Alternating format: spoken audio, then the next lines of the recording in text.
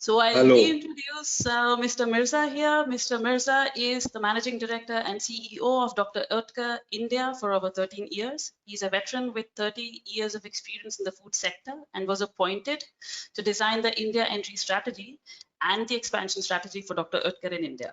So under his leadership, Dr. Oetker acquired a local Indian food brand, Fun Foods, in 2008, and it has been a steady climb into the market since then. Welcome, Mr. Mirza. Please introduce yourself briefly and tell us a bit about Dr. Oetker's entry in India in 2008 and where it stands today. Yes, my name is Oliver Mirza. I think thank you so much for the introduction. You did the introduction already. I think I unmuted myself also, so that's okay. So we entered India in 2007 with a liaison office. In 2008, we formed the Dr. Oetker India Pvt Limited, and since then we've been doing business. We did an acquisition in 2008. Why was that? Because when we came to India in 2007, Germany had appointed, Dr. Oetker Germany had appointed an importer in India who imported lots of cake mixes, frozen pizza, baking ingredients, the stuff that we are known for. And these cake mixes, of course, were also tested before in a typical European way. But what do you do when there's no baking culture? So net, there was no baking culture. There's still no baking culture today. So, and of course, then, you can start teaching every Indian how to bake, and every Indian is eager to learn also. But does this make them bake? The answer is no. And so that was in 2007. And then so I joined on in January 2008, and we had to relook at the entry strategy, and we decided to forget about baking ingredients, cake mixes, frozen pizza, and chilled dessert. At that point in time, all core categories for Dr. Oetker globally. Mm-hmm. We looked out for an acquisition, and we finally zeroed in on Fun Foods, a small manufacturer of mayonnaise and pizza toppings at that point in time. And we started building the brand from the house of Dr. Oetker as a sub-brand. We focused on the Indian consumer. And we quickly learned that we had to unlearn everything that we knew before, because everything that is applicable to Europe or Western Europe is typically not applicable to India, because the market itself is so unique. Yeah. Okay, so you have been awarded the Entrepreneur of the Year 2020 by the Entrepreneur India Media. Congratulations. And you've been awarded this for accelerating the growth of your organization. So how, in a country where the habits and tastes are so varied, like you just said, I mean, there was no baking culture, and how do you strategize? What did you do to achieve such success in selling a foreign product in India? What was the basic stuff that you did that brought Dr. Oetker where it is today? Yes, I mean, this award of Entrepreneur of the Year is, of course, a great recognition for the entrepreneurship that we delivered over the last 12 years. And that's the great part about Dr. Oetker. It's actually a decentralized organization which pretty much fosters the entrepreneurship across countries, not only here. So, yes, we finally zeroed in on an acquisition, which, of course, was not related to baking. And what we did is we focus on the consumer. So, you need to, I think that is no secret in any country. In every country, you need to focus entirely on the consumer. But in India, the consumer is just so different against a European consumer or a Western US consumer. So, with this entrepreneurial freedom that we had, we tried to do the best for the Indian consumer. So initially we had egg mayonnaise. So we bought a company which was selling mayonnaise and pizza topping. And initially we had egg mayonnaise in the portfolio and also egg-free mayonnaise. But then that's one example. We learned that egg-free mayonnaise means there's no egg inside, but whether the product is truly vegetarian, that was still unclear. So, and that's where a few years back we decided to introduce a complete new nomenclature to the category and call the entire category veg mayonnaise instead of making it a product characteristic. And in India, especially in Hindi-speaking markets, there is a very high percentage of vegetarians. And I think the vegetarian concept in India, differs significantly from the vegetarian concept in Europe. So vegetarians in Europe are okay to consume egg, but in India this is simply unthinkable. And I think you need to focus on the needs of the consumer, put the consumer at the center, and that's what you need to do. And the topic of vegetarianism, yeah, we made the mayonnaise vegetarian, which means completely vegetarian as per the Indian needs. Mm-hmm. And it is so crucial that you focus on this. Yeah, there's a nice example I can tell you. Lots of Indian importers have actually suffered when the European allergen legislation was implemented on exports out of Europe. So when you are an exporter and you are in Europe, or you're an importer and you import something for Europe, then in Europe, you know, when the new allergen guideline in Europe says that when a production unit processes egg, then you have to declare for Europe the nice sentence which is called, this product may contain traces of egg. But then in a country like India, these traces, which might be then a product, actually decide whether the product can be consumed by 60% of the country, because if it may contain traces of egg, it's no longer vegetarian. Yeah. So that is such a strong criteria that you need to focus on, well, either being more mainstream, or you focus on the non-veg or the veg population, or both. So that is what we did. We focus on the consumer. Wonderful, and that has boded really well for Dr. Oetker, as we can see. So in 2008, Fun and Foods had a turnover of 13 crores in retail and 15 crores in the food service. And in 2020, you have already nearly reached 350 crores. So within such a short span of time, you have captured over 60% of the market share, despite presence of such big brands in the same segment. What do you do really different to get such recognition with the retailers and with the consumers, other than just being, yeah, your consumer focus is great, but how do you get such recognition with the retailers? Well, I think, yeah, so that itself is a question we could discuss 1 hour. I think the first point is, yes, 60% market share is of course good and it's great, but in the end, you know, the concept of market share is important in the Western markets where the market is saturated. Yeah, it's all about share. I get 1% more share, 1% less share.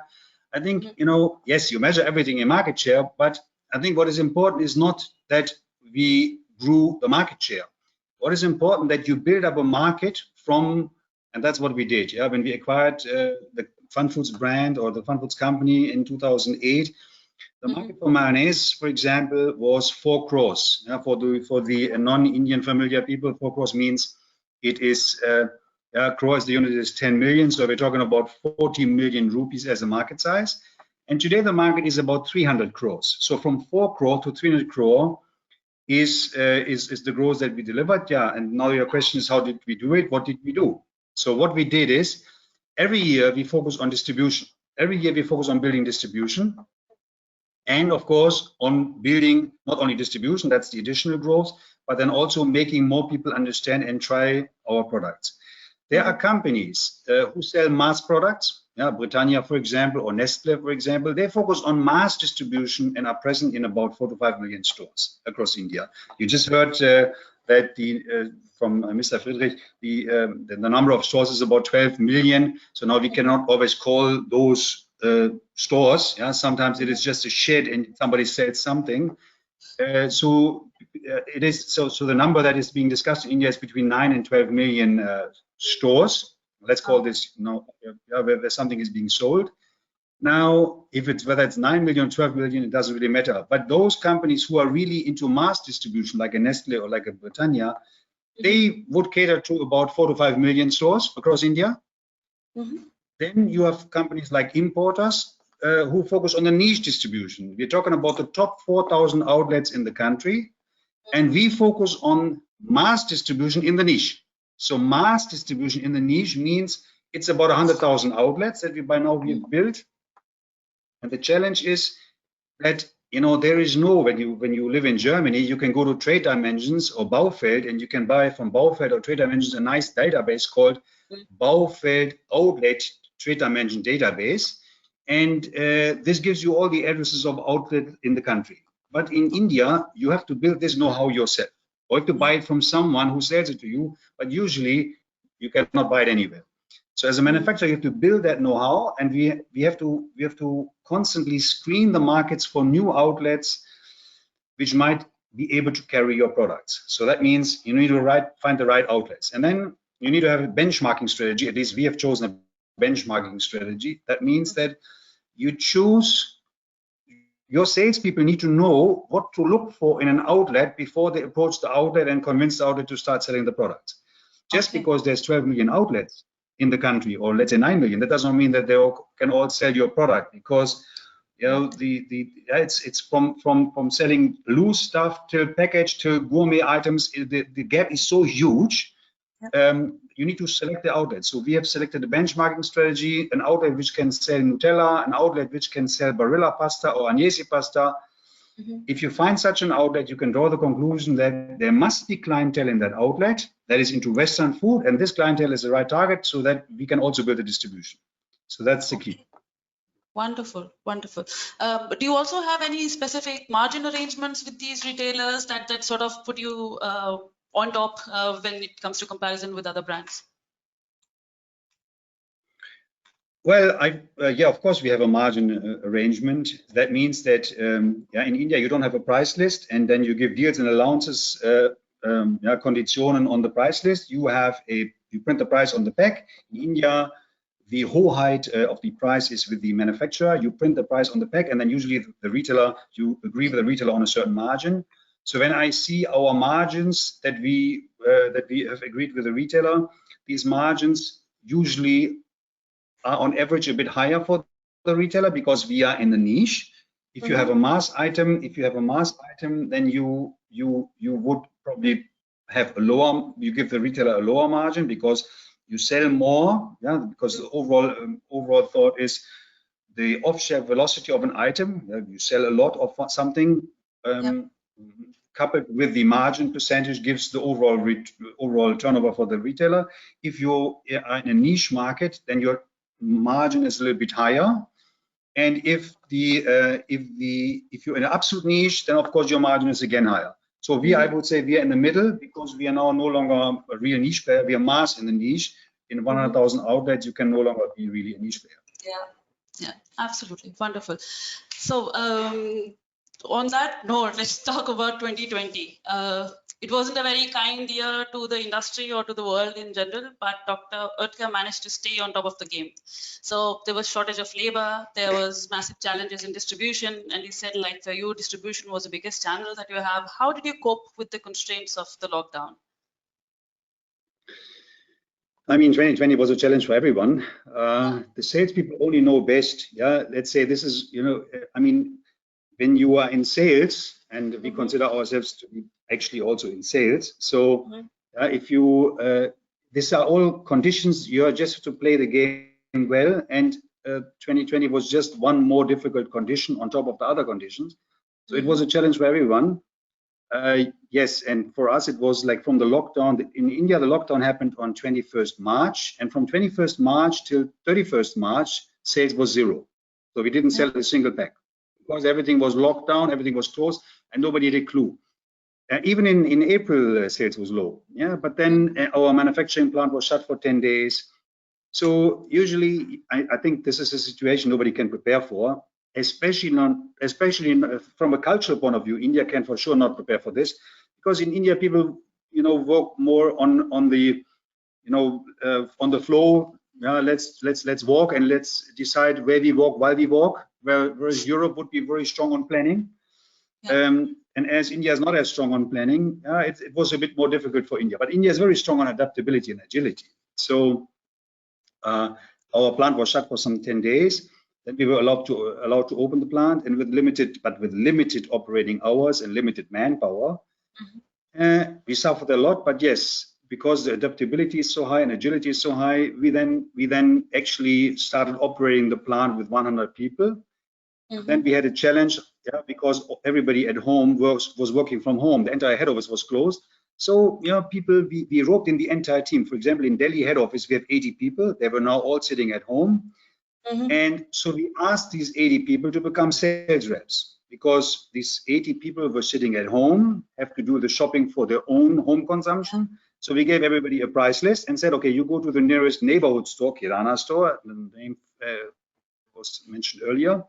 And when they visited this neighborhood store for their own necessity shopping, we also asked them to take orders. And then we made sure that centrally, with WhatsApp in the background, we actually supplied those outlets, because maybe the distributor who usually supplies that outlet, the middleman who supplies that outlet, might be also in a lockdown, or his outlet might be closed, or he might not have a movement pass, or his driver might not have a movement pass.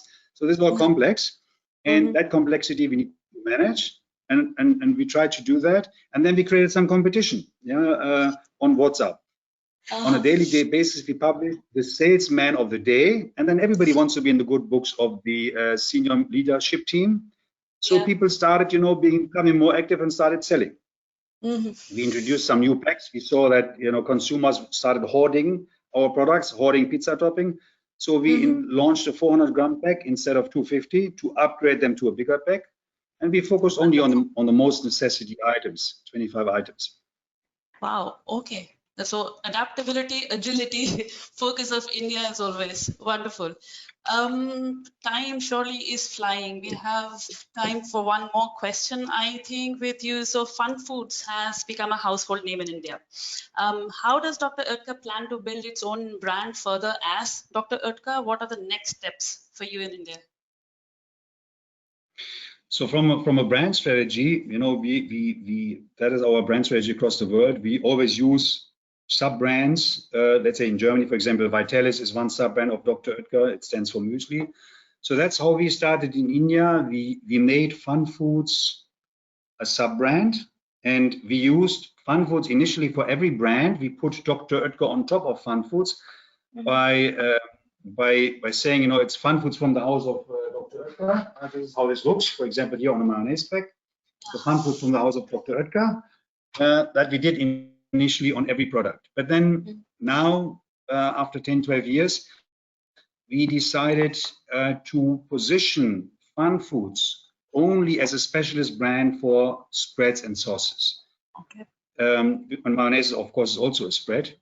So that means Fun Foods will be completely positioned on mayonnaise, spreads, and sauces. And in parallel, also globally, I think what has happened is that the company, the Dr. Oetker Food Division globally, has redefined their strategy. And we moved a few years ago from being product-centric. Earlier it was product-centric, home baking, frozen pizza identity, towards being consumer-centric. So now the focus is on more cake moments and more pizza moments. And this enabled us to enter the ready-to-eat cake segment, because baking is not a great market in India. But the ready-to-eat cake segment is a great market because everybody loves cake, but nobody wants to bake it. But everybody loves cake, everybody loves sponge. So in 2019, we imported an industrial waffle line which came originally from Belgium. And after some experimenting with a technology partner, we launched typical egg waffles. In Germany, you call them Frischeierwaffeln. And we launched them in some major cities. And all these products, let me see all these products carry, for example, here, this is a pack. All these products carry on top the Dr. Oetker brand. So now, that's where we focus now. Dr. Oetker will now venture into more sweet products, which is also an identity that we have across the world. We are working on egg-free waffles. Right now, these waffles still all carry egg, but we're going to be the first company on the planet which makes shelf-stable, egg-free waffles at ambient temperature.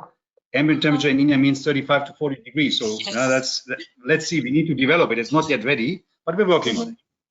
Wonderful, wonderful. That is such great news. That was basically my last question for you. And I have some questions from the audience here. Let's see. So we have, how does Dr. Oetker know and make a decision on what products to bring into India? Do you do a market study? How exactly do you choose which products will be popular? Yes. So I mean, we also don't have a glass bowl here in which we can see and predict what is happening in the future. That is difficult to do. But what we usually do is we do focus groups. But we do focus groups in quite often where the consumer probably would not know that the consumer is part of a questionnaire. So the typical Western style research in India makes no sense.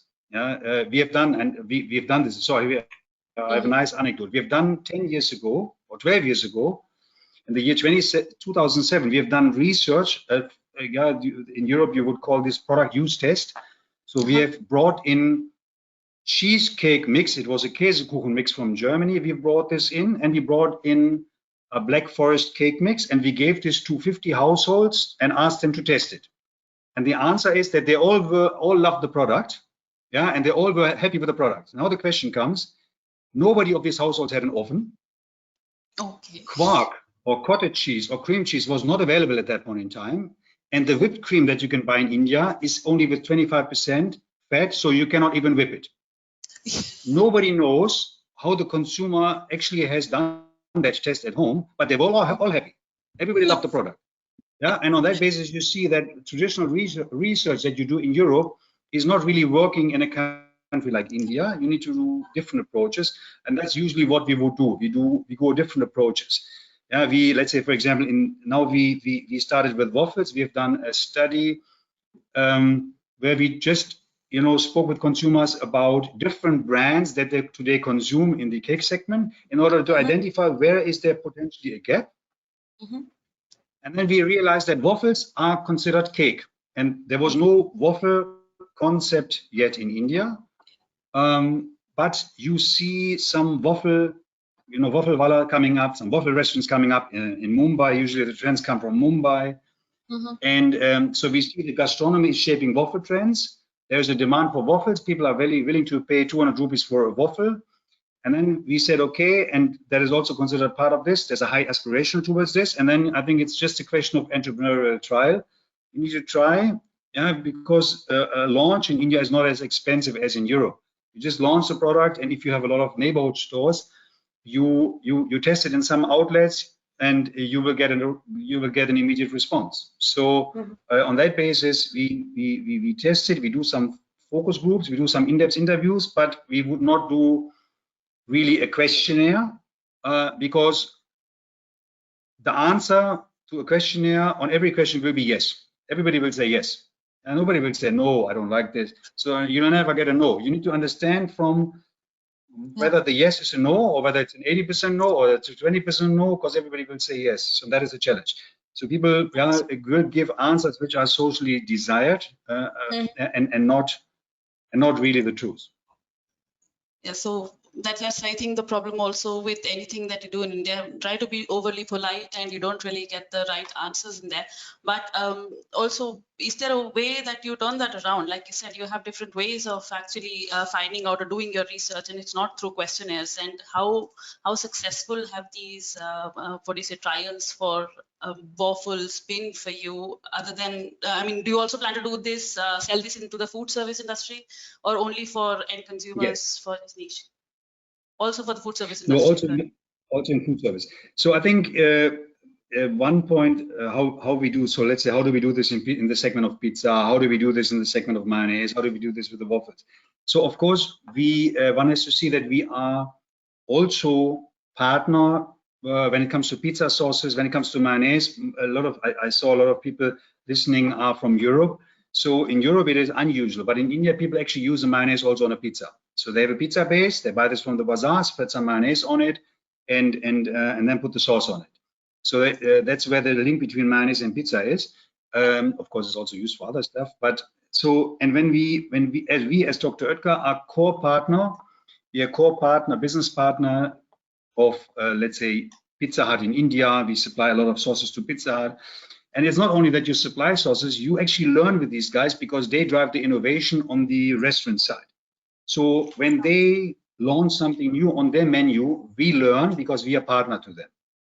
Okay. We are co-partner to Domino's Pizza also in India, or not only in India, Domino's Pizza in India, let's say Pizza Hut in entire SAARC region, which goes till Bangladesh, even up to Nigeria and Dubai. We are partner to them, and we do innovation sessions with them, and then we jointly learn.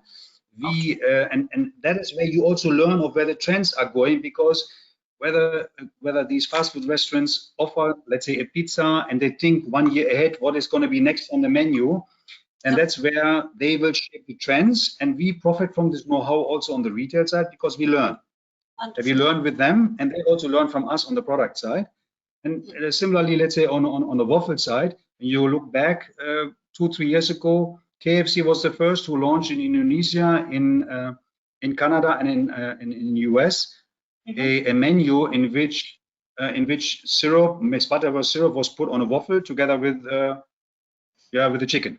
So, and that's when this happens, then you see that it moves towards waffles. And then you suddenly see in the restaurants more waffles. If a McDonald's, for example, puts a pancake or a waffle on the breakfast menu, then you know that, okay, there's some front runner. And how can we explore that? And then we launched the waffles. And then the question is, which waffle? Well, that's always a challenge. So we just launched 6, 7 waffles. We tried them. And then you need to throw them maybe on a party or somewhere there's a party. You throw it on a party and you see which one is selling, which one is gone first. The same we would probably do on a dip. So rather than asking someone, you like this dip, forget, you never get the right answer. You need to put the dip somewhere on a table, and the jar which is empty first is probably the one that everybody likes. So that's how we do it. It's a little bit hands-on, a little bit different, but so far it has worked. Oh, it works great. So we have time for one last question, and this says, what changes do you foresee now, especially as normalcy returns? Do you see a change in your team structures and responsibilities, also with the new structure that you're building up, also with the new product line that you're bringing in? If you mean changes, so changes, let's say from a market perspective or from a consumer, we see that's also, I think, what my predecessor said. We see more demand. I hope that's the right question, that I got in the right spirit. So we see more demand coming from the e-commerce side. So the e-commerce channels are booming a bit stronger. At the same time, also the Kirana shops are booming a bit stronger. Yeah, which means that the modern trade has taken a little bit of a backseat. A little bit under pressure because of the outlets, because of social distancing, enabling in a modern trade outlet was a bit more difficult. So that's where they have suffered a bit. I think they are now recovering partially. But this was the year of the Kirana shops, which were the small outlets plus e-com. And that means that we have to target our offerings towards them. We need to, as a company, be more digital savvy. Having the right texts, text headings on the digital platforms. We will build our own online shop as a response to that, also because people want to buy and get it delivered to their home. So when you see what happened over the last 6 months in these metro cities, a huge boom. It's unbelievable what people now are ready to buy online, and everything gets delivered. Whether it's food, whether it's dishes, whether it's desserts, we will try to cater to that demand. In the end, that's what the consumer wants. We have to follow. Okay, wonderful. Thank you so much, Mr. Mirza, for enlightening us with your rich experience and for taking the time to be a part of India Business Month.